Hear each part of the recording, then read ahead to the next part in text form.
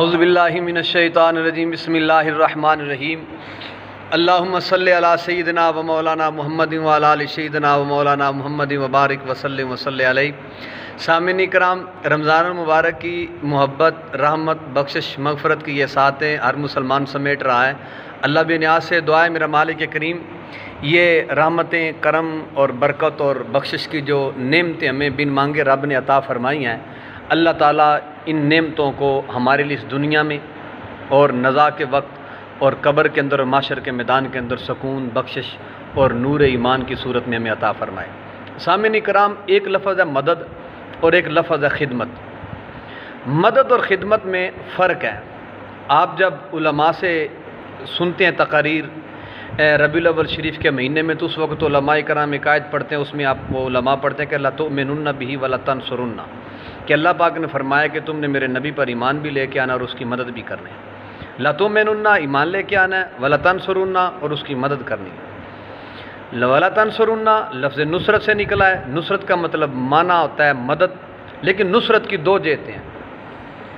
نصرت کی ایک جہت ہے مدد کرنا اور دوسری جہت ہے خدمت کرنا۔ مثال کے طور پہ اگر بیٹا بیٹھا ہوا ہے اور اس بیٹے سے اٹھنے نہیں ہو رہا، تو والد اگر اس کو پکڑتا ہے بازو سے، تو والد اپنے بیٹے کو سہارا دے کے اٹھاتا ہے، تو والد جو ان سے اپنے بیٹے کی مدد کر رہا ہے۔ والد اپنے بیٹے کی کیا کر رہا ہے؟ مدد کر رہا ہے۔ اسی طرح نصرت کا دوسرا معنی خدمت ہے کہ باپ بیٹھا ہوا ہے اور باپ سے اٹھنے نہیں ہو رہا، اور بیٹے نے سہارا دیا، بازو پکڑا، اپنے باپ کو اٹھایا، تو بیٹے کا باپ کو اٹھانا یہ مدد نہیں ہوگی، یہ خدمت ہوگی۔ یہ کیا ہوگی؟ خدمت ہوگی۔ اگر بڑا چھوٹے کے ساتھ معاونت کرتا ہے تو یہ بڑے کی طرف سے مدد ہوگی۔ اگر چھوٹا بڑے کے ساتھ کچھ معاونت کا معاملہ طے کرتا ہے تو چھوٹے کی طرف سے مدد نہیں ہوگی، بلکہ چھوٹے کی خدمت ہوگی۔ اسی لیے آپ کو علماء کرام یہ بتاتے ہیں کہ ہمارے مذہب اسلام میں یہ ہے کہ اگر ماں باپ غیر مسلم بھی ہو نا تو ان کی عزت کرنی ہے، ان کا ادب کرنا ہے۔ یہ خدمت کا ایک الگ سا معنی مذہب سے ہٹ کر اللہ نے عطا فرمایا۔ مذہب اسلام کے اندر خدمت کا طور طریقہ بحیثیت مذہب بھی بتایا گیا، بحیثیت قوم بھی بتایا گیا، بحیثیت انسان بھی بتایا گیا، بحیثیت قبیلہ اور برادری بھی بتایا گیا، اور بحیثیت اولاد بھی بتایا گیا کہ تم نے بحیثیت اولاد کس طرح خدمت کرنی ہے، بحیثیت قوم، قبیلہ، برادری میں کس طرح آپ نے لوگوں کی خدمت کرنی ہے، اور بحیثیت انسان تم نے کس طرح خدمت کرنی ہے، بحیثیت مذہب تم نے کس طرح خدمت کرنی ہے۔ خدمت کی بڑی ایک اہمیت ہے ہمارے مذہب کے اندر، لیکن افسوس کہ ہم نے خدمت کو دوسرے کی لالچ کے لیے، اپنے مقاصد میں کامیابی کے لیے رکھ لیا ہے۔ مثال کے طور پہ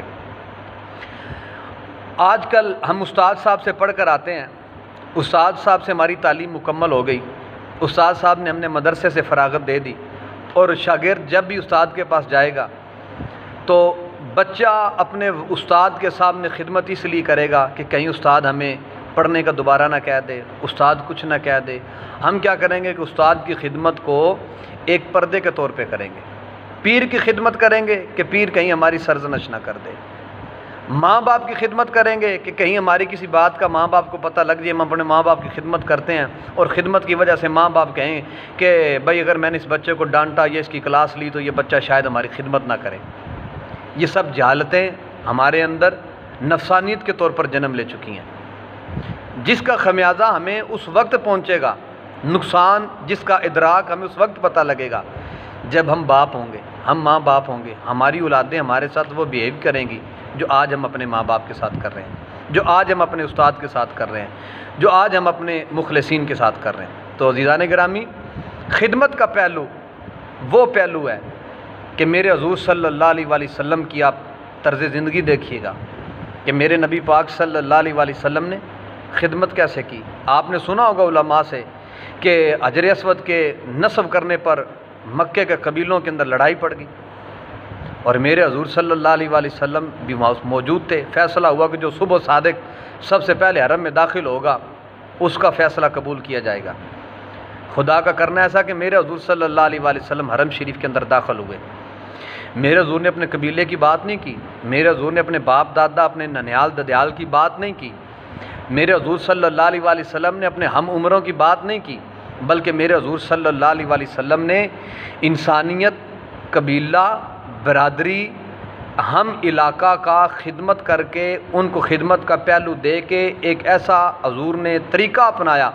کہ حجر اسود کو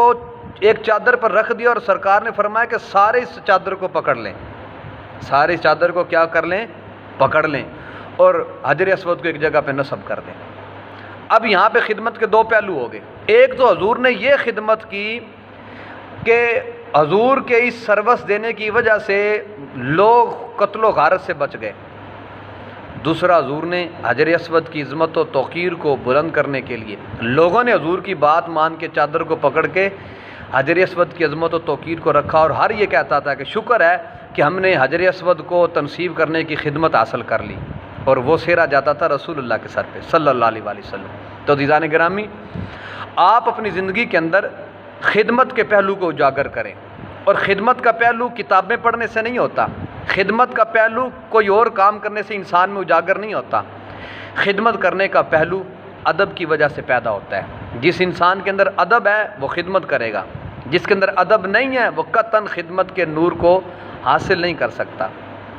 اور ادب حاصل کرنا ہو تو انسان کو عاجز ہونا پڑتا ہے، انسان کے اندر نرم رویہ آتا ہے۔ اگر انسان کے اندر عاجزی اور انکساری ہوگی تو انسان ادب کے نور سے منور ہوگا، جب ادب کے نور سے منور ہوگا تو انسان پھر خدمت کے پہلو کے اندر پہلی صف میں کھڑا ہو جائے گا۔ آپ سب سے گزارش ہے کہ اپنے اندر عاجزی و انکساری پیدا کریں، اس کے بدلے میں اللہ آپ کو ادب کی